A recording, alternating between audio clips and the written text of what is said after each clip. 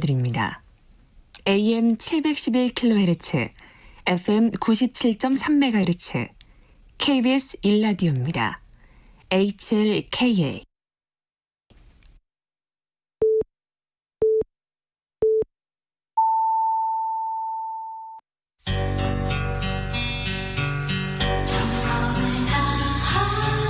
정성을 다하는 국민의 방송 KBS 주진우 라이브. 그냥 그렇다고요.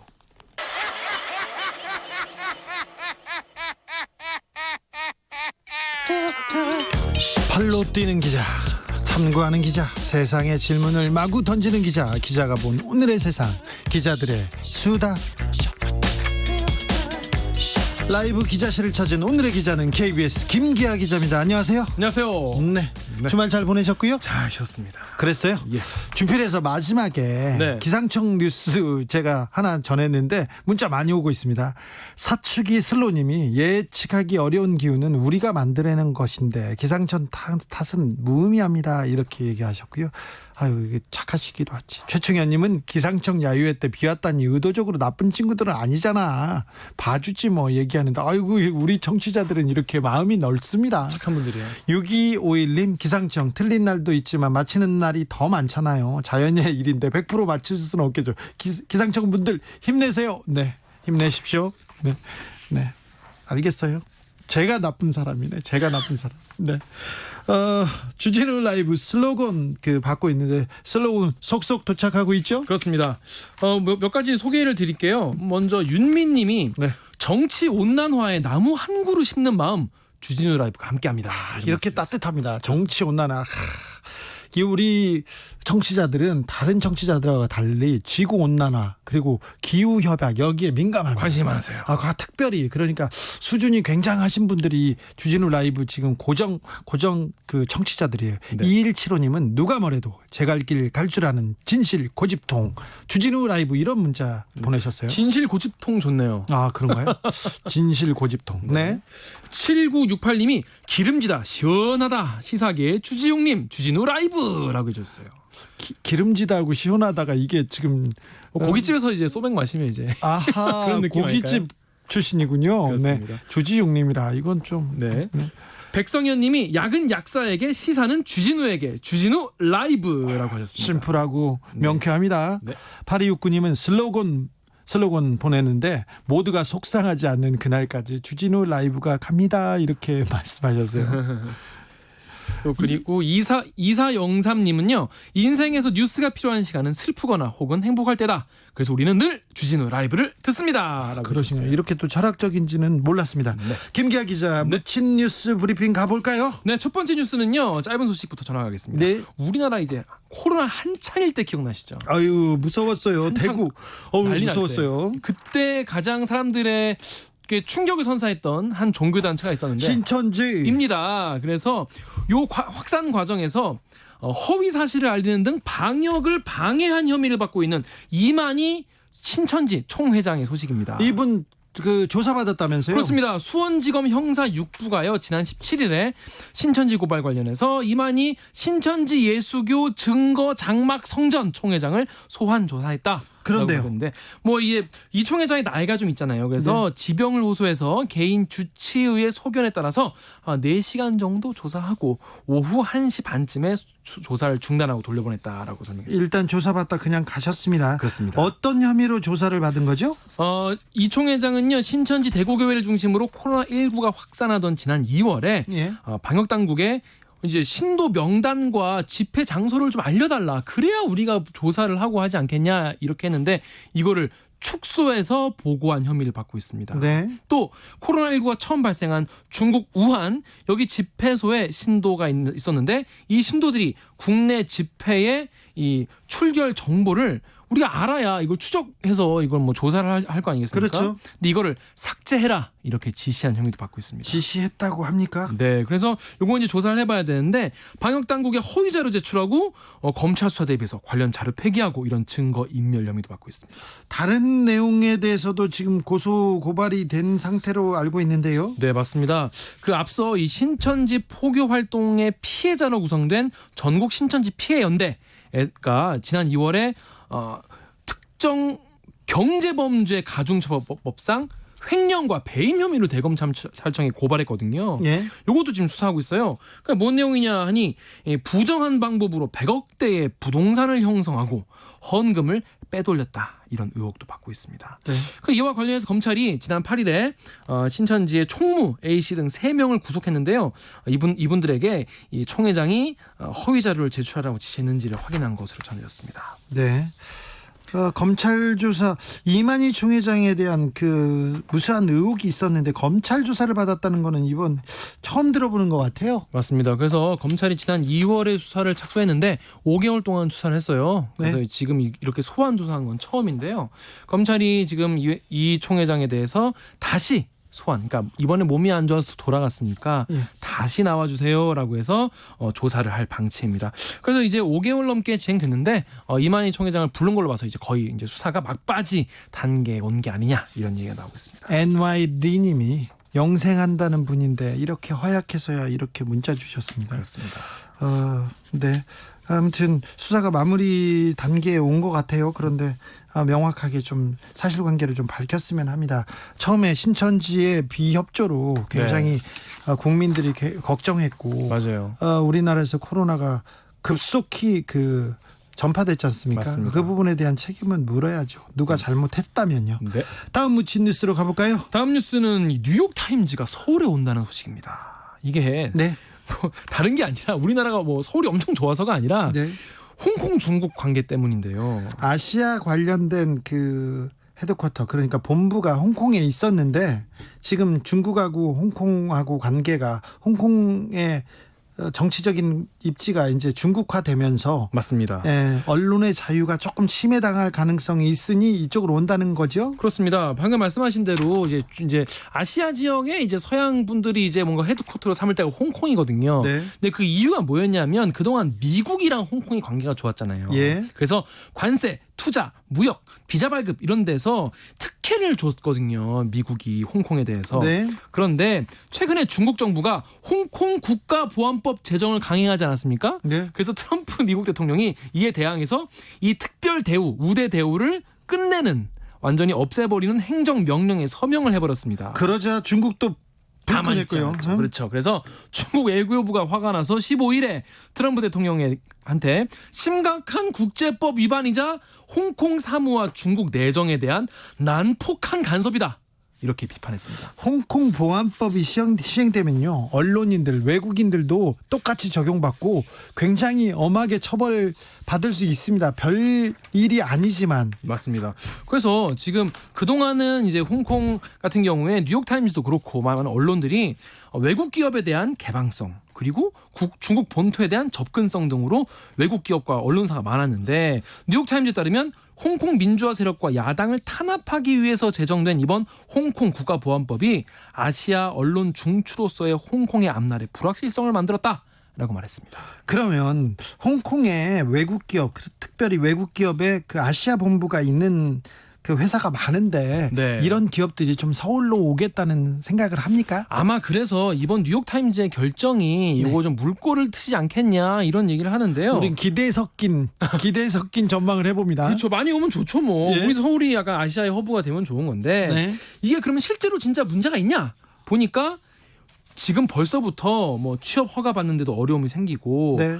막 항시적으로 감시를 하고 이러고 있다고 해요. 네. 중국 정부가. 그래가지고 이것 때문에 이 홍콩 보안법이 시행이 되면은 왜 안 좋냐? 네. 중국이나 홍콩에 적대적 활동을 하는 개인이나 조직을 처벌할 수 있거든요. 네. 근데 이 적대적 활동이라는 게 굉장히 포괄적으로 그렇죠. 얼마든지 고무줄 잣대로 사용할 수 있기 때문에, 귀에 걸면 귀걸이, 코에 걸면 코걸이입니다. 코걸이이기 때문에 보도한 내용이 중국 정부의 안 좋은 내용이다라고 하면은 바로 이거를 제재할 수 있는 거예요. 네. 실제로 올해 초에 중국 정부가 이 중국에서 취재 활동하는 기자 3명을 추방한 적이 있거든요. 예. 그래서 이번 뉴욕타임즈 홍콩 사무소가 서울로 옮겨지게 된 큰 이유 중에 하나가 될 것 같습니다.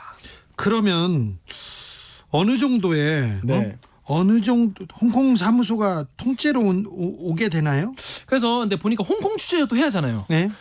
홍콩 취재는 또 해야 되기 때문에 홍콩 사무소에 있는 홍콩 특파원들은 거기 있고 예. 대신에 뉴욕타임즈 인터넷판을 운영하는 디지털 뉴스 부문이 있다고 해요. 여기가 이제 아시아 허브 쪽인데 요 분들이 한 3분의 1 정도라고 합니다. 네. 요 분들이 서울로 오는데 왜 서울로 오냐라고 물어보니까 원래 우리가 도쿄, 방콕, 싱가포르 어디 갈까 고민을 많이 했다. 그런데 서울이 외국 기업과 이 독립적 언론에 대해서 서울 사람들이 되게 한국 사람들이 우호적이고 또 아시아 주요 뉴스에서 중심적인 역할 등에서 서울이 매력적이다라고 결론 내렸다고 합니다. 제가 뉴욕타임즈가 저한테 좀 관심이 많아요. 아 그래요? 제가 구속영장 청구되고 감옥 갔을 때 네. 국내 언론들이 아무도 언론에서 다뤄주지 않았어요. 네. 구속영장이 청구됐다고 돼 있지 한국의 언론의 자유가 침해받고 있다 이런 기사는 안 썼는데 뉴욕타임즈에서 썼잖아요. 아 그렇구나. 근데 제가 물어봤더니 네. 한 20여 분 온답니다. 에디터들이. 20명이나? 네, 그래서 지금 사무실을 이번에요? 네, 알아보고 있다고 하는데 뉴욕타임즈는 뭐 작은 회사 20명 수준이지만 이게 이번 계기로 홍콩에 있는 회사들 그리고 다른 나라에 있는 회사들이 아시아 본부를 서울에 두고 있는 회사들은 많지 않거든요. 그렇죠. 그래서 좀 변화가 있을 것 같은데 조금 지켜보죠. 네. 6090님이 문자 주셨어요. 뉴욕타임즈가 한국으로 이전하면 한국 언론사 수준에 놀라서 재이전할 겁니다. 이렇게 얘기했는데 아니요. 이제 한국의 언론 수준 좋아지고 있어요. 좋아지고 있을 거예요. 뉴욕타임즈 보고 우리도 많이 또 각성해서 예. 서로 시너지가 나면 좋겠죠? 그럴까요? 네. 마지막으로 묻힌 뉴스 어떤 내용입니까? 마지막은 조금 어두운 뉴스 네. 하나 준비했습니다. 그 트라이애슬론의 고 최숙현 선수 사건 최근에 네. 있었는데 이건 지금 수사를 하고 있지 않습니까? 수사하고 있습니다. 네, 그런데 벌써 근데 일주일 전만 해도 가장 뜨거운 뉴스였는데 사람들이 다 잊어버리기 시작했는데 지금 잊어버리면 안 됩니다. 그렇습니다. 그런데 이런 와중에 대전체육중고등학교의 운동부 감독 교사가 학생들에게 가혹행위를 했다라는 주장이 제기됐습니다. 어떤 내용입니까? 자, 이 전국 소년체전 금메달을 비롯해서 각종 대회에서 메달을 휩쓸던 유망주 고등학생 A군이 있었습니다. 이 A군이 지난달 말부터 갑자기 밥을 못 먹겠다. 밥을 안 먹고 자다가 울면서 깨고 자꾸 그러는 거예요. 왜 그렇죠? 가지고 부모님이 걱정되니까 네. 애가 운동을 하는데 왜 이렇게 잠을 못 자고 울까? 병원에 갔더니 우울 장애에 해당한다 이런 소견을 받았다고 합니다. 우울 장애요? 이게 심각한 거네요. 어느 정도냐면은 우울 척도 검사를 받았는데 28점을 받았대요. 예. 이게 어느 정도 단계냐?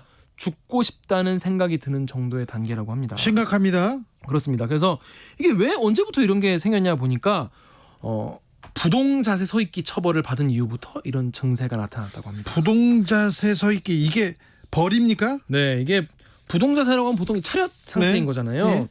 알고 보니까 감독 교사가 지난달 중순부터 2주 동안 정규 수업 시간에 전공 실기 시간마다 하루에 3시간씩 2주 동안 체육관 입구 쪽의 신발장에 부동자세로 서 있어라라고 시켰다는 겁니다. 서 있어라. 이게 어찌 보면 정도가 약한 체벌일 수도 있는데 이거 왜 이런 그 체벌을 한 거죠? 이게 가만히 들으면 그냥 부동자세 그냥 차렷하면 되지 않나라고 네네. 생각하기 쉬운데요. 3시간 동안 서 있는다는 건 또 다른 얘기거든요. 그리고 어떻게 또 꼼짝 마라 이거 이렇게 그러니까요. 또 이 그렇게 강도 했대요. 압박에 따라서 네, 달라질 수 있습니다. 그렇게도 했답니다. 왜 그래가지고 그렇게 이런 체벌을 한 거예요? 뭐 얼마나 큰 죄를 지었는지 물어보니까 수업 태도가 불량하고 네. 출전 경기 종목 체중에 맞춰서 몸 관리를 해야 되는데 체중 관리를 못했다라는 게 이유였습니다. 네. 고 최숙현 선수도 뭐 체중 관리 못했다고 막 3일 동안 굶어라라고 팀 닥터가 했다는 거 아니겠습니까? 네. 그래서 학부모들이 지난해부터 종종 이런 일이 있었대요. 네. 그런데 2주가 넘도록 이런 체벌을 받았을 거라고는 생각을 못했다라고 하고요. 또 이게 있었다는 거를 아이가 또 직접 말을 못하고 다른 학부모한테 전해 들었다고 합니다. 감독은 뭐라고 합니까? 감독한테 물어봤어요. 또 기자가 그랬더니 같은 말대로 체중 관리 똑바로 안 하고 태도 불량해서 시켰다라고 얘기를 했다고 합니다. 그러면서 또 A군이 다른 학생들한테 야 우리 다른 학교로 전학 가자라고 선동했다는 얘기를 다른 학부모에게 전해 들었다라고 하면서 A군 때문에 팀 분위기가 안 좋아져서 서있기 지도를 했다라고 했다고 해요. 그러면서 2주 동안 매일 시킨 건 아니고 뭐 띄엄띄엄 시켰다라고 했다고 합니다. 그러면서 자기 성찰 차원에서 자기가 시킨 거다라고 설명을 했다고 해요. 참 이게 말이 되는 건지 모르겠는데. 네. 그래서 학교 측은요 학생과 학부모의 진술을 듣고 일단 해당 교사를 감독 담임 업무에서 제외하고 교육청에 보고했고요. 유성 경찰서에 신고한 상황입니다. 선생님이나 코치가 이거는 체벌의 정도가 약하다고 이렇게 얘기할 수 있습니다. 그런데 예. 학생이 피해를 본 학생이 이걸 가지고 이 문제를 가지고 이 체벌 때문에 밥을 먹지 못하고 자다가 일어나서 울고 죽고 싶다는 생각이 드는 정도면 이거는 어떻게 보면 굉장히 가학적인 고문에 가까울 수도 있습니다. 그리고 그렇습니다. 운동하니까 때려도 된다 이런 체육 선생님 이젠 진짜 이제 그러면 안 됩니다. 이제 그러지 마셔야 돼요, 진짜. 그러면 안 됩니다. 김수영님 고문입니다. 정도 약한 거 아닙니다. 고문이죠. 그렇게 고문으로 느꼈습니다. 그러면 고문이 맞습니다.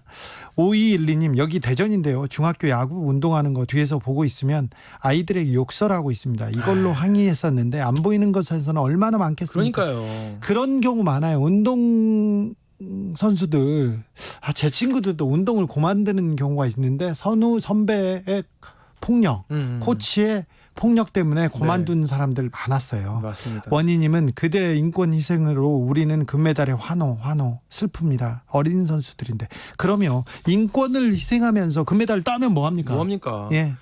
그러면 뭐합니까? 김정우님 빨리 끓는 냄비는 빨리 식습니다. 최숙현 선수 사건 그렇게 온 국민이 들끓더니 벌써 묻히는 건 아닌지 그러게요. 우리가 관심을 가지고 있어야 이 문제도 잘 끝나고 체육계에 끝없는 폭행 그 고문의 사슬 이런 거는 끊어줘야 됩니다. 맞습니다. 이번 기회에 많은 희생을 받지 않습니까? 최숙현 선수 사건을 계기로 체육계에서 폭력은 추방되는 그런 계기로 꼭 만들어야 될 것 같습니다. 기자들의 수다 여기까지 하겠습니다. KBS 김기아 기자 함께했습니다. 고맙습니다. 라디오 정보센터 다녀오겠습니다. 정한나 씨.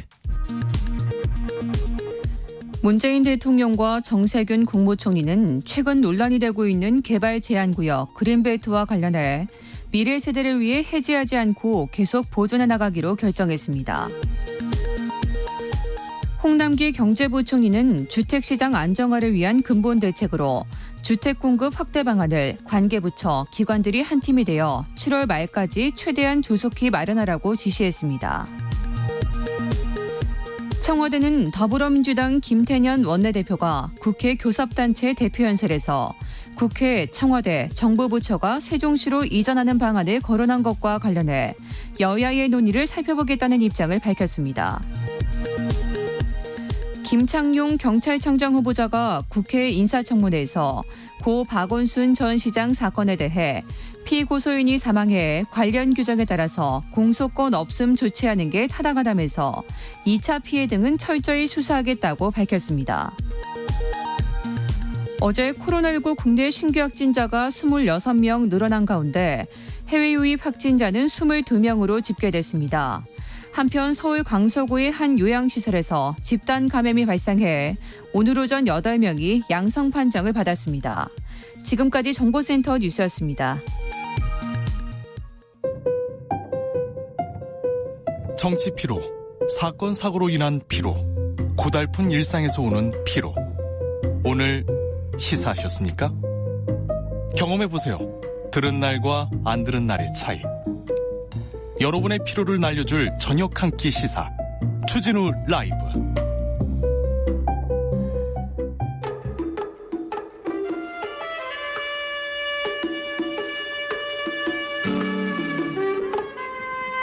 아무리 꼭꼭 숨어도 다 찾아냅니다. 숨은 범인 꼭 집어서 잡아냅니다.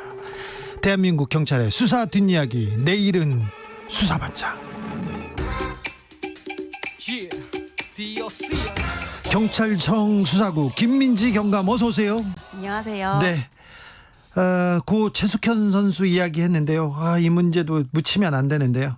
N번방 수사 요거 어떻게 됐습니까? 이거 물어보겠습니다. 내일은 수사반장, 오늘은 N번방 수사로 꾸며보겠습니다. 어떻게 돼가고 있습니까? 예, 조금 이제 예전에 조금 많이 이슈화 됐다가 요즘 지금 다 잊어버렸어요.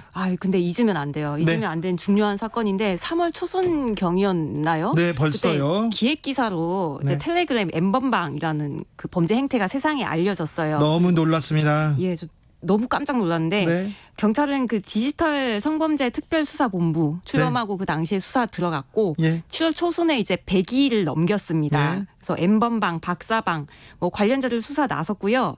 이제 현재까지 방 개설자, 뭐 영상 공유자, 소지자까지 1,400여 명을 검거를 했습니다. 1,400여 명을 검거했어요. 많이 예. 찾았네요. 많이 찾았고 검거를 했고 네. 그중에 145명 구속했고요. 오, 그리고 네. 그 인원 중에서 600여 명, 700명 가까이 되는 인원은 기소 의견으로 검찰에 송치를 했고요. 나머지는 계속 수사 중입니다. 그러니까 수사를 꼼꼼하게 해 나가고 있네요. 예, 매우 꼼꼼하게 하고 있고요. 예. 속도도 매우 빠르고요. 네. 100일 남짓 지났는데 지금 600여 명 기소 의견을 송치했으면 굉장히 많이 한 굉장히 겁니다. 숨도 안 쉬고 수사하고 있는 겁니다. 숨도 안 예. 쉬고 네. 네. 숨은 쉬셔야지. 네. 근데 어떤 사람들 이렇게 검거했어요? 제작 운영 가담한 사람들 한 280여 명 되고요. 네. 유포한 사람 470여 명 되고 소지한 사람 620여 명 됩니다. 네. 예. 근데 피해자가 거의 10대, 20대가 70% 이상 다수고요. 문제는 또 피해자가 10대가 60% 이상 다수입니다. 네. 그래서 신변 보호하고 심리 상담 지원하고 있고요.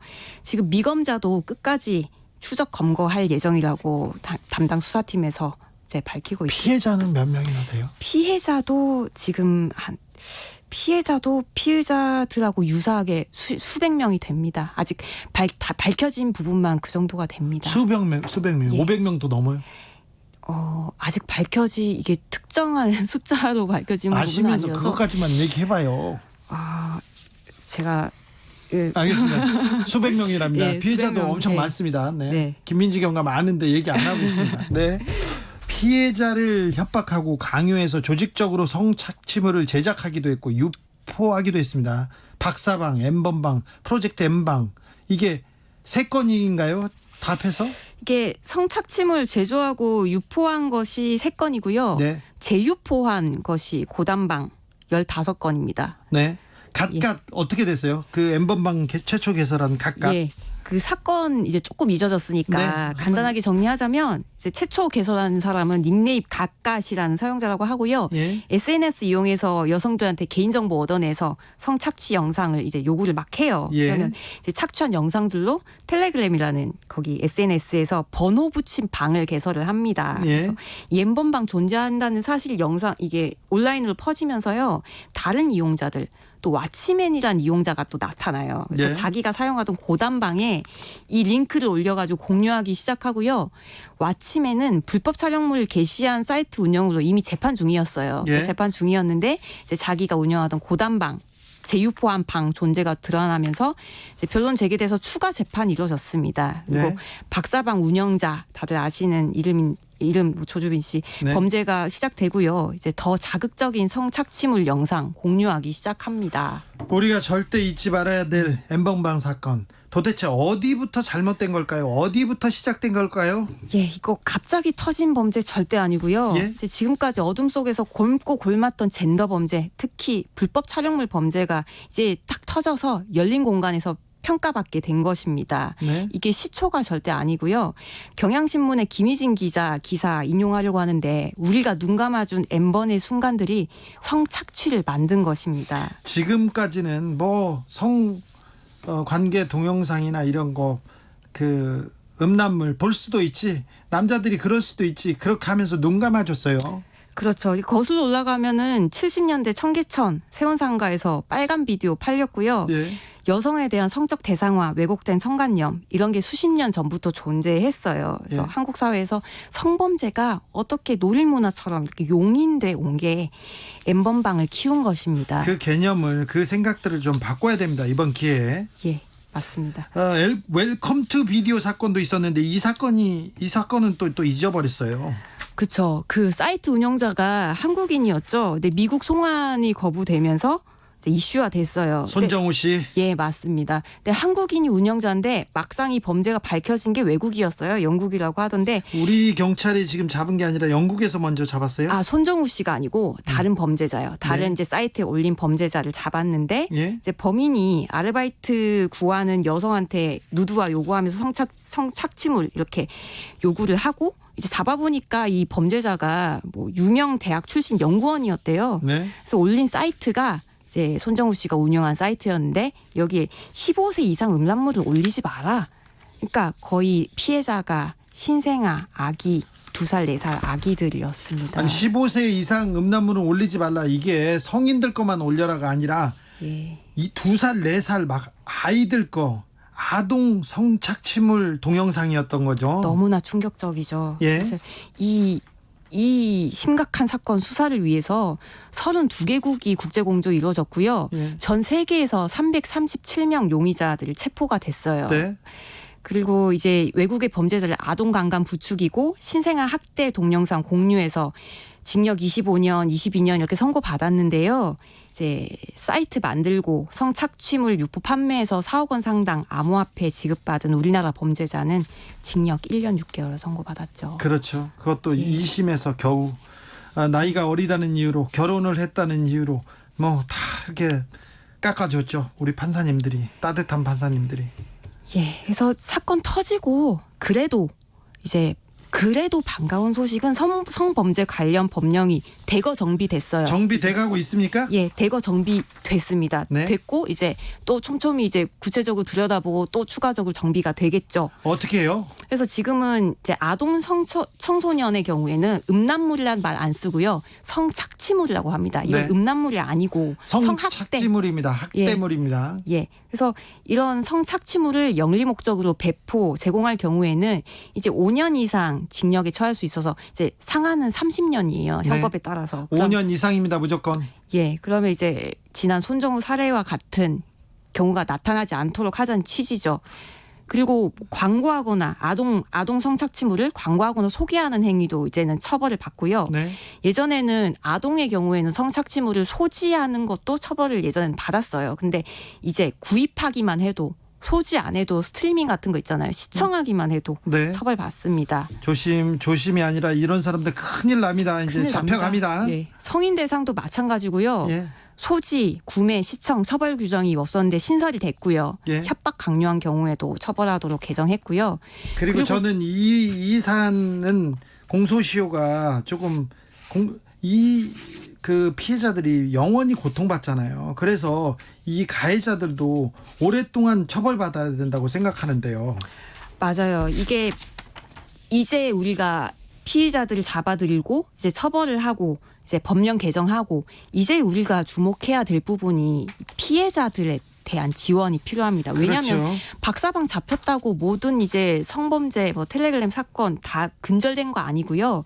그래서 피해자들은 경찰서에 방문 신고하거나 온라인 신고하시고 만약에 본인이 피해받은 영상 이제 경찰에 제출해도 절대 수사관 외에는 공개가 되지 않습니다. 네. 그리고 원하면 여성 경찰관한테 조사받을 수 있고요. 그리고 그 온라인상에 남아있는 그 영상을 지워달라고 했을 때 그 네. 비용도 많이 들고 잘 안 지워져서 굉장히 그 괴로워하는 피해자들 많았거든요. 많았죠. 그게 웹하드 카르텔이라고 해서요. 이제 디지털 장의사 이런 사람들한테 돈 주고 부탁을 하는데 네. 이 장의사들이 또 웹하드 업체하고 결탁을 해가지고 이제 물고 무는 범죄 단체가 생성되기도 했어요. 예. 그래서 지금은 정부 차원에서 이제 방통위에서 디지털 성범죄 심의 지원단 개편을 해서 이제 심의하고 삭제하는 이제 업무를 하고 있고 불법 정보는 24시간 내에 삭제하고요. 바로 삭제합니까? 예, 바로 삭제합니다. 이게 진짜 심각한 게 이게 사건이 마무리된다고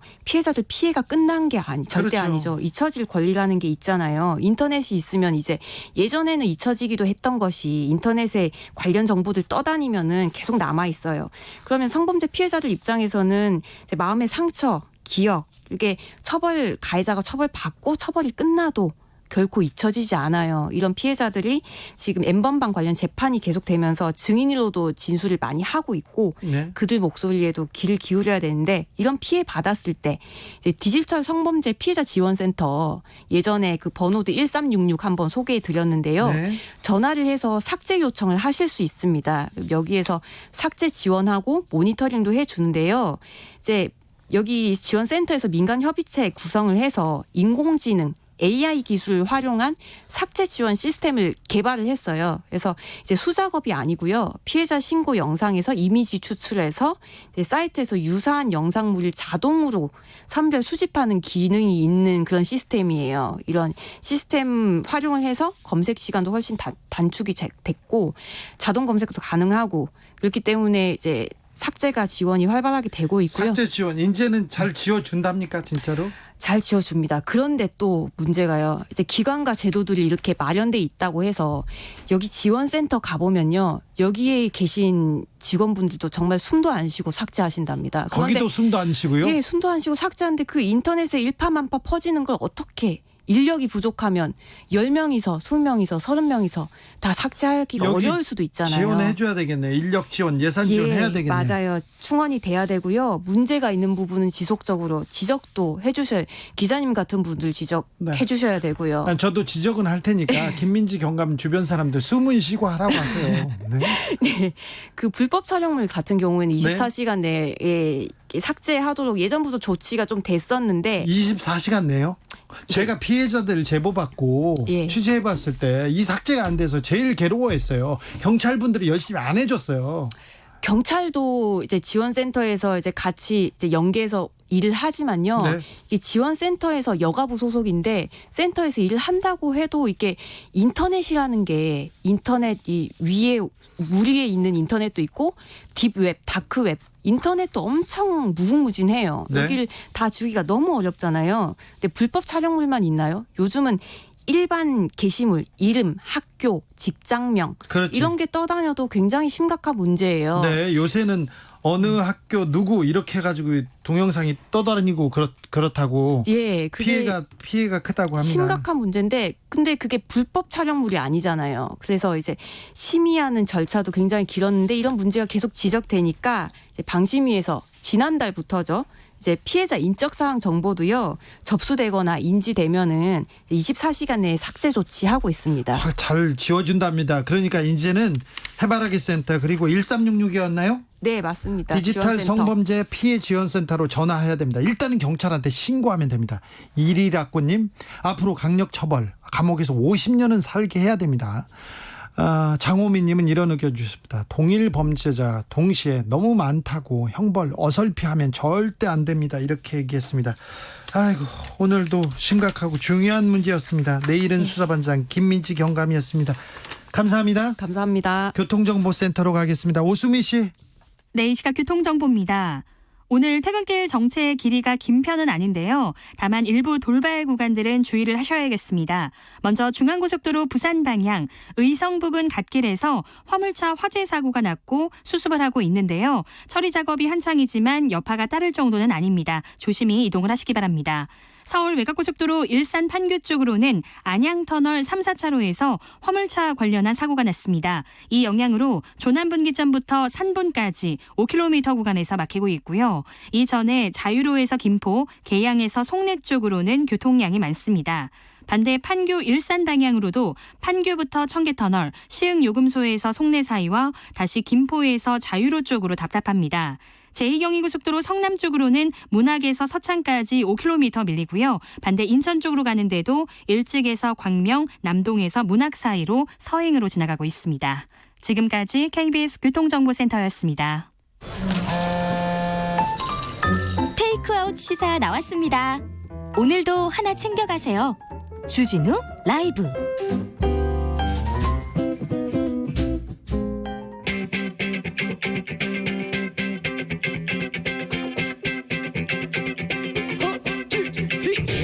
국회 할 말 있습니까?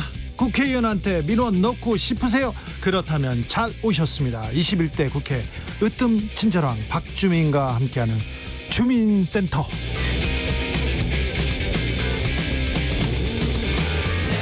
여러분의 민원에 귀를 기울이겠습니다. 주민센터 주치의원 박주민 더불어민주당 최고위원 안녕하세요. 네, 안녕하십니까. 네, 저희가 주민센터니까 민원에 귀를 기울여야 됩니다. 네. 저희가 주진우 라이브 슬로건 공모했는데 대망의 최종 장원 오늘 발표 같이 하겠습니다. 같이 하기로 오늘 제가 정했어요. 네, 저 와서 처음 얘기 들었어요. 네, 뭐 알 필요 없어요. 알 필요 없는데 상은 같이 줘야 됩니다. 상이요? 네. 네. 상품도 같이 고민해야 되는데 네. 제가 걱정하지 마십시오. 박주민 의원한테서 좀 값나가는 거 쓸모 있는 거 제가 뺏어서 상으로 드릴 테니까 걱정 마십시오. 자, 일단 아차상부터 소개하겠습니다. 아차상 첫 번째 아차상 수상자는 박주민 의원이 소개하겠습니다. 예, 아차상. 저 이런 거 처음 해보는데요. 3805님 주진우 라이브 조용필 단발머리 노래에 맞춰서 그 언젠가 나를 위해 시사를 던져주던 단발머리 주진우 라이브. 왜 이런 거 저 시키는 거예요? 박주민 의원 대표 같다. 대표 같아. 아차상 첫 번째 수상자는 3805님입니다. 축하드립니다. 그 언젠가 나를 위해 시사를 던져주던 단발머리 주진우 라이브. 축하드립니다. 아차상 두 번째 발표하겠습니다. 박주민 의원님. 또요? 또 해. 3597님 주진우를 거꾸로 읽어서 우진주. 네. 우리가 진짜 주인인 방송 주진우 라이브 이렇게 보내주셨습니다. 훌륭하죠? 네, 아유 훌륭하신데요. 훌륭합니다. 아차상 두 분께는 5만 원 상당의 피자 풀세트 교환권 보내드리겠습니다. 이야. 그리고 이번에는 최종 장원입니다. 최종 장원에게는 최종 장원. 또요? 최종 장원이면 굉장히 상이 좀 맞춘 것처럼 좀 잘해봐요. 2355님 세상 모르고 왔다 세상 알고 간다 주진우 라이브. 야 그래요? 예. 세상 모르고 왔다 세상 알고 간다 주진우 라이브 장원으로 뽑히셨습니다. 오늘 보내신 분인데 2355님께는 최종 장원입니다. 장원께는 저희가 일단 박주민을 드리겠습니다. 저를요? 네, 박주민 의원과 주진우 기자와 함께하는 점심을 먹을 수 있는 식사권을 드리겠습니다. 이분이 저를 안 좋아하실 수도 있는데 그런 식으로 하시면 이게 상이 안 될 수도 있습니다. 안 좋아하실 경우는 상품만 받는 걸로 하겠으니까 넣어도 됐어 그런 분들은 문자로 바로 주시면 되겠습니다. 이분께서 3805님 일단 밥은 어디에서 먹을 건지 국회 식당이 될 가능성이 크고요. 그다음에 밥을 먹고 박주민 의원 방에 가서 가장 값 나가는 것과 그리고 제가 아끼는 제가 가지고 있는 것 중에 선물을 준비해서 드리겠습니다. 박 최고도 뭐 하나 주시면 돼요. 그런 걸로 하자고요. 네, 알겠습니다. 네. 여기까지 하고 주민센터 넘어가 보겠습니다. 주민센터 오늘 되게 궁금한 거 많아요. 자, 박주민 의원. 네. 국회 상황 넘어가기 전에 그 얘기 안 할 수도 없네. 네. 오늘부터 당권 경쟁 본격화됐습니다. 네, 맞습니다. 네. 이낙연 네. 그리고 김부겸 전 의원 양강구도 계속되고 있는데 네. 어떻게 보세요? 예, 양강구도가 그런데 여기에 파란을 던지면서 변수가 하나 터졌습니다. 바로 박주민이 그 변수입니다. 박주민은 얘기를 하지 않는데 박주민 주변에서 계속 의원들과 그리고 지지자들과 다른 사람들이 여기 박주민도 있어 하면서 박주민이 닭것으로 마구 떠오르고 있습니다. 박주민 의원은 잘 모른다고 하는데 자, 어떻게 되는 겁니까? 아니 사실은 2주 전 정도부터 고민은 하고 있었어요. 예? 근데 굉장히 조용히 고민해서 뭔가 이제 결정이 되면 알려드려야지 했는데 갑자기 어제 어떻게 된 건지 막 아침부터 기자분들이 전화를 막 진짜 거짓말을 안 하고 100통 넘게 막 전화가 계속 오는 거예요. 네, 그래서 낮에 도대체 무슨 일이냐. 그래서 기억나시죠? 어제 저하고 통화할 때 제가 무슨 일이 있어요? 도대체 왜 갑자기 전화가 저한테 이렇게 오는 거예요? 그러니까, 네. 이렇게 제가 여쭤봤잖아요. 네. 그러니까 기자분들 전화를 다 받을 수는 없으니까 이제 걸려오시는 분들 중에 이제 주진우 기자님 전화를 받아서 뭔 일 생겼냐 당연히 저한테 물어봤습니다. 네. 그런데 그게 뭐였죠? 그게 이제 당대표 출마를 하는 거냐. 사실 그 주말에 가장 뜨거운 뉴스였어요. 늦어도 내일 아침까지는 마음을 정하셔야 되는데 이 부분에 대해서는 어떻게 마음 먹고 있습니까? 그 지금 말씀드리면 벌써 결정을 한 게 되잖아요. 그래도 여기 나왔으니까. 하여튼 제가 2주 전 정도부터 고민을 하고 있었고요. 그 여러 가지 각도로 고민을 하고 있습니다. 그래서 내일 오전까지는 늦어도 결정을 하고 오후에는 제가 어떻게 결정했는지하고 그 이유는 무엇인지에 대해서 좀 밝히도록 하겠습니다. 네. 예. 고민을 조금 더 해보려고요. 네네네. 알겠습니다. 다른 것도 고민하라고 얘기를 하는데 당대표 출마를 고민 중이라. 당대표라. 서울시장도 눈앞에 와 있고 대선도 눈앞에 온 거 아닌가 이런 생각도 해보는데 그 내용은 저희가 다음번에 주민센터에서 한번 다시 얘기하고 해보겠습니다. 네. 최고위원 선거에도 많이 나왔죠? 최고위원 선거 한 10분 정도 최종적으로 나올 것으로 예상이 지금 되고 있어요. 네. 예. 그래서 뭐 현재까지 이원욱 의원님, 뭐 이재정 의원님, 뭐 노웅래 의원님, 염태영 수원시장님 이런 분들이 출사표를 던지셨고 예. 또 제가 알기로도 몇 명 더 준비하고 계신 것으로 알고 있습니다. 혹시 박주민 의원이 당 대표로 나가면 러닝메이트로 같이 손잡고 가자 이런 후보가 있다 이런 뉴스가 나왔는데 이거는 뭡니까? 최고위원 후보들 중에 그 제가 만약에 혹시나 네. 나가기 위해서 러닝메이트 하자 그러면 좋아하실 분이 계실까요? 아니 일단 유리해야 무슨 러닝메이트. 아니요 그런 사람 많아요. 아이고. 박주민이 인기가 많습니다. 의외로 많습니다. 네. 그래서 하여튼 뭐 그런 얘기나 고민은 안 하고 있고요. 네. 일단 제 고민부터 끝내야 될 것 같습니다. 자, 박주민 고민은 좀 하는 걸로 보고요. 네. 그다음에 오늘 국회 상황은 어땠어요? 청문회도 열렸습니다. 예, 오늘 뭐 아시다시피 그 경찰청장 관련된 청문회가 있었고요. 예. 방송통신위원 관련된 청문회도 있었습니다. 네, 그런데 예. 어땠어요? 좀 이슈가 나오는 것 같기도 한데. 네, 아무래도 뭐 박원순 서울시장 관련돼서 경찰청장 후보자 청문회에서 여러 네. 얘기가 나왔던 것 같습니다. 네. 뭐 대표적으로 박원순 시장이 받았던 의혹에 대해서 수사가 가능하겠느냐라는 질문, 거기에 네. 대해서 공소권 없음이라는 판단이 맞는 것 같다라고 대답을 해서 법률가로서 그 부분은 네. 어떻게 판단합니까? 그 어떤 분들은 이제 김학의 사건, 김학의 전 네. 법무부 차관, 그다음에 고 장자연님 사건에 비춰서 뭐 이것도 수사가 가능한 것 아니냐라고 말씀하시는 분들이 계세요. 그래서 네. 오늘 제가 법리적으로만 보면은요, 김학의 전 차관 사건이나 고 장자연님 사건 같은 경우에는 공소시효 도가 여부가 쟁점이 된 거예요. 예. 똑같이 이제 공소권 없음 중에. 이 경우에는 특히 이제 공소시효 만료의 경우에는 수사가 진행되는 것에 따라서 공소시효 도가 여부가 문제가 안 될 수도 있습니다. 실제로 김학의 전 차관의 경우에도 그 뇌물로 수수한 액수 또 받았던 금전이 대가성이 있느냐 이 여부에 따라서 즉 법원의 판단에 따라서 공소시효가 도가 안 되기도 하고 되기도 하고 이런 것들이었어요. 네. 그러니까 이제 수사기관 1차적으로 수사를 당연히 하는 거죠. 그리고 기소 내용에도 포함시킬 수 있죠. 네. 근데 이제 박원순 전 시장의 경우에는 이제 너무 명백하게 이제 피고소인이 사망을 했기 때문에 이제 공소권 없음이 분명하게 보이는 법리적 차이는 있습니다. 네. 예, 그래서 일단은 서울 경찰청장 후보 이야기가 법리적으로 틀린 건 아니고요. 다만 이제 좀 보충해서 말씀드리면 이미 관련된 부분들, 예를 들어서 뭐 피소 사실 유출이 예. 되었다는 의혹이 있고요. 그 다음에 이 피해자가 전에도 피해를 호소한 적이 있는데 묵살됐다 해서 이제 직권남용이나 이런 부분. 얘기가 좀 있고 이런 그 부분들은 다 지금 고발 또는 고소가 돼서 수사가 진행 중이에요. 중앙지검에 가 있는 사건도 있고요. 네, 그래서 이런 부분을 통해서 간접적으로도 이제 그 사실규명은 될 거고 또 서울시에서 이 부분에 관련돼서는 또 직접 외부인이 참가하는 조사팀을 만들어서 조사를 하겠다고 하니까 조사는 이루어질 것 같습니다. 네. 현안 얘기로 넘어가 보겠습니다. 오늘은 좀 매서운 질책이 쏟아졌는데요. 네. 문자에서 7720님이 민주당 실망이에요.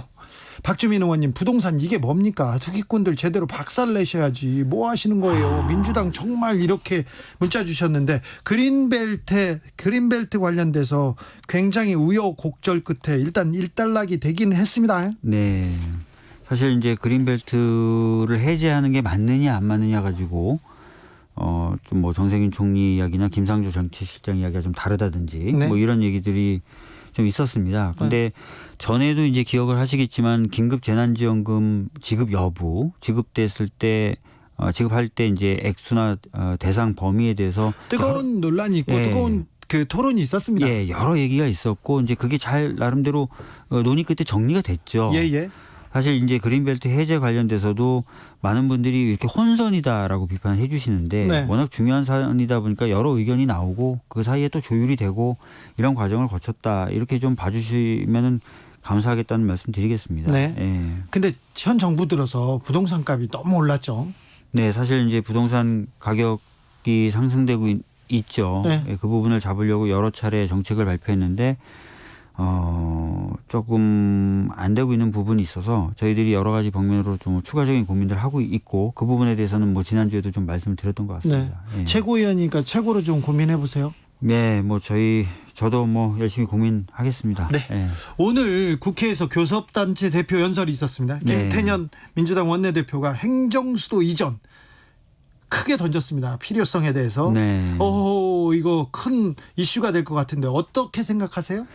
뭐 아시다시피 뭐 더불어민주당은 예전부터 그 분산 그리고 행정수도로의 더 그 강화된 이전을 주장해 왔었거든요. 문재인 대통령도 이 얘기 하셨고요. 맞습니다. 그래서 사실은 갑자기 새로운 이야기를 한 건 아니고요. 쭉 되었던 이야기들을 다시 강조한 것이다 이렇게 보시면 될 것 같아요. 네. 예. 실제로 뭐 지금 여러 가지 이제 서울 지역의 부동산 가격 상승 요인이 지적되고 있지만 그 중에 하나가 수도권으로 지나친 집중이거든요. 네. 그러니까 인구 중에 절반이 수도권에 살고 나머지 절반도 수도권에 살고 싶어하는 나라가 우리나라 아니겠습니까? 예. 그러다 보니까 계속해서 수도권 중심으로 이제 집값이 오르는데요. 적절히 교육이라든지 공적기관 이전을 통한 어떤 그 인프라 강화 등을 통해서 분산을 한다면 부동산 문제를 차단하는 데도 도움이 될 거라고 봅니다. 네. 크게 이 그 이슈를 핵을 돌려가지고 이 부동산 문제를 해결할 수도 있겠다는 그런 기대가 있는 분도 있습니다. 네. 그런데 미래통합당에서는 이미 위헌으로 결론 난 사안인데 이것도 행정수도 던져가지고 정치권에 파란을 일으키는 거 아니냐 이런 생각을 하는 분도 있어요. 실제로 김종인 비대위원장이 오늘 바로 그 발언을 했죠. 네. 이미 위헌으로 판결된 바가 있다라고 말씀하셨는데 그 당시의 결정례를 좀 다시 보시면요. 네. 수도의 이전이라고 하는 부분에 대해서 결정적인 요소로 뭘 봤냐면 대통령의 소재지가 옮겨가는 걸 얘기했습니다. 예. 그렇다면 국회가 완전히 이전한다든지 네. 또는 행정관청. 정부 부처의 여러 기관들이 이전하는 것은 과거 결정례를 기준으로 봤을 때도 문제가 안 되는 것이고요. 예. 그다음에 이제 만약에 이제 청와대 이전 이런 부분도 오늘 언급이 좀 됐는데 청와대 이전 같은 경우도 사실은 최근에 그 당시와는 다른 상황들이 계속 만들어져 왔고 빚어졌지 않습니까? 네. 그래서 아마 헌재가 다시 판단한다면 그렇죠. 다르게 판단할 가능성이 굉장히 큽니다. 네. 예. 그때 헌재가 굉장히 뭐라고 하나 문구에 굉장히 충실한 예. 좁은 의미의 판결을 했어요. 그리고 시대가 바꾸면 법이 또 바뀔 수도 있지 않습니까? 네, 그 당시 이제 주로 근거가 됐던 게 헌법이 아닌 관습헌법이라는 거였거든요. 네. 관습헌법이 바뀔 때도 됐죠. 네. 이 문제 세종시로 행정수도를 이전한다. 이 문제는 작은 사안이 아닌 것 같은데 굉장히 큰 파란을 몰고 올 수도 있습니다. 실제로 누가 결정을 할 수도 있어요. 행정관청 한두 개가 또 다시 내려가거나 네, 뭐 이동하거나. 저희 국회 차원에서 뭐 국회 분원이 아니라 뭐 전체가 이전된다 뭐 이렇게 결정할 수도 있고요. 아니면 분원 이전이라도 빨리 한다 이렇게 결정할 수도 있고요. 네. 예. 오늘 뉴스가 많았습니다. 또 미래통합당과 국민의당에서는 추미애 법무부 장관에 대한 탄핵 소추안을 국회에 제출했습니다. 이거 몇 달 전에도 냈었잖아요. 네, 맞습니다. 이번에 다시 냈는데요. 제가 이제 지난주에도 아마 말씀드렸던 것 같은데 그 수사팀도 독립된 수사를 검언유착 관련해서 원했었고 또 윤석열 검찰총장도 초기 태도는 독립적으로 수사를 하라고 하면서 자기는 지휘 라인에서 빠지겠다고 했단 자기 말이에요. 보고 안 받겠다고 했죠. 네. 그래서 그대로 독립적으로 수사하도록 보장해라라고 했던 지시가 왜 권한이 남용되고 뭔가 수사를 방해한 것이 되는지 저는 이해할 수가 없습니다. 그래서 이번에 이제 또 다시 제출된 이 탄핵소추안 자체도 참 제가 봤을 땐 좀 합리적이지 않은. 예. 근데 사실 탄핵 소추안이 국회를 통과할 가능성이 거의 없잖아요. 거의 없죠. 근데 예. 그냥 정치적 뭐 수사라고 봐야 됩니까? 아무래도 이제 최근에 뭐 얘기 나오는 것들이 특히 이제 이동재 전 기자가 구속도 되고 이러다 보니까 윤석열 총장의 입지가 좀 많이 좁아지지 않았습니까? 예. 그런 부분까지 좀 의식한 행동이 아닐까 이런 생각도 좀 듭니다. 네. 예. 이슈가 많습니다. 또 물어보겠습니다. 민원센터에도 문자가 계속 오는데요. 이재명 경기지사가 네. 내년에 네. 서울시장, 부산시장 보궐선거에 공천 않는 게 맞다. 이렇게 얘기를 하셨는데 네. 이 부분은 어떻게 보세요? 저는 과거에 이제 오거돈 시장 사건이 생겼을 때는 원론적으로 내지 않는 것도 고려할 필요가 있다. 예. 이렇게 말씀을 드린 적이 있어요. 예. 그런데 지금은 이제 서울시까지 이제 포함된 좀 복잡한 이전과는 전혀 다른 상황이 됐습니다. 그래서 당원 당규와 또 그 당원 당규에 대한 국민적 신뢰를 지키는 게 맞느냐, 아니면 공당으로서 국민에 대한 정치적 책임을 지키는 게 맞느냐라는 복잡한 문제가 됐습니다. 그래서 이 부분은 정말 그 다음 지도부가 국민의 어떤 여론, 그다음에 당원들의 판단 이런 것들을 배경으로 전제로 해서 정말 심각하게 고민해서 결정할 문제라고 생각해요. 그러니까 좀 이렇게 쉽게 말할 부분은 아닌 것 같습니다. 네. 또 민주당 지지자들 사이에서는 박근혜 전 대통령 국정농단 사건으로 그렇게 나라가 절단이 나다시피 했는데 그 이후에 공천했지 않느냐 얘기하고 있고요. 그 전 다른 사안을 가지고도 얘기하는데 이재명 지사의 이 말이, 이 주장이 왜 이런 주장이 나왔을까요? 글쎄요, 뭐 제가 그 속마음까지는 모르겠는데 이재명 지사께는 이 얘기를 시원하게 하시긴 하셨지만 본인도 사실은 문제가 생길 뻔했던 터라서 네. 이게 그렇게 쉬운 문제는 아닙니다. 아, 그렇죠. 네. 그렇죠. 경기지사가 만약에 7대5가 뒤집혀가지고 경기지사직이 날아갔다면 거기에 내 집 알아라 이렇게 얘기할 수는 없잖아요. 어려운 문제죠. 네. 네. 그 문제 제가 곧 이재명 지사한테도 한번 물어보겠습니다. 네. 그 얘기 물어봐야 돼요. 최근에 발의한 국민 소환제, 네네네. 국회의원 일하지 않은 국회의원들, 지방자치단체장들 다 모아서 국민이 소환해서 해임할 수 있는 그런 제정안, 그런 그 법률안 발의하셨죠. 어떤 내용입니까? 네, 뭐 다 아시다시피 이제 국회의원은 한번 선출이 되면은 그 임기 중간에는 국민에 대해서 직접적으로 책임을 질 수 있는 그런 제도가 없습니다. 범죄 행위를 해도 거의 임기를 마쳐요. 네, 뭐 재판이 지연된다거나 하면은 대부분 임기 말기에 뭐 대법원 판례가 나온다든지 판결이 나온다든지 해서 거의 임기를 다 마치는데요. 그러다 보니까 이제 국회의원들이 국민적 요구나 이런 거에 둔감해지고 때에 따라서는 국민 눈높이에 맞지 않는 행동들을 계속 하게 된다는 것이죠. 그래서 이미 주민소환제라고는 있습니다. 지방자치단체장이나 지방의원들은 주민들이 소환해서 중간에 파면시키는 제도가 있어요. 그래서 비슷하게 국회의원도 국민이 소환해서 중간에 문제가 생기면 파면시키는 제도가 필요하지 않을까 해서 발의하게 됐습니다. 이번에 그러면은 그 21대 국회에서는 일을 안 하고 그리고 그 국민의 뜻과 다른 국회의원들 소환해서 바로 국민들이 해임시킬 수 있는 법안이 통과됩니까? 사실 이제 20대 때도 뭐 저도 그렇고 김병욱 의원도 그렇고 몇몇 의원들이 이 법안을 발의했습니다. 네. 그리고 논의를 일하는 국회법 만드는 과정에서도 많이 했어요. 그 결과 법안이 통과는 되지 않았지만 이번 총선 저희 당 공약에 이게 반영이 돼 있어요. 네. 그래서 이제 21대 때는 이미 20대 때 토론을 충분히 했고 총선 공약에도 일정 정도 반영이 됐기 때문에 네. 20대 국회 때보다는 훨씬 통과 가능성이 전 높다고 봅니다. 그래요? 예. 만약에 법안이 통과되면 어떤 국회의원들은 국민들이 옐로 카드를 주고 레드 카드로 쫓아낼 수도 있는 건지 이 내용은 다음번에 주민센터에서 다뤄보도록 하겠습니다.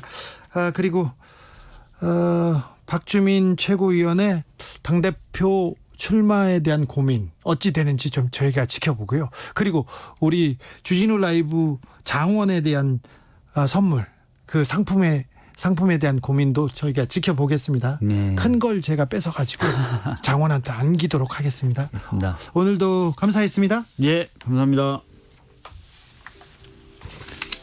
빌리 조일의 Just Where You Are 들으면서 주진우 라이브 마무리하겠습니다.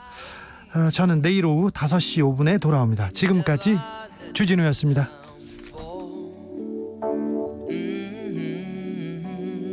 Don't imagine. You're too familiar, and I don't see you anymore.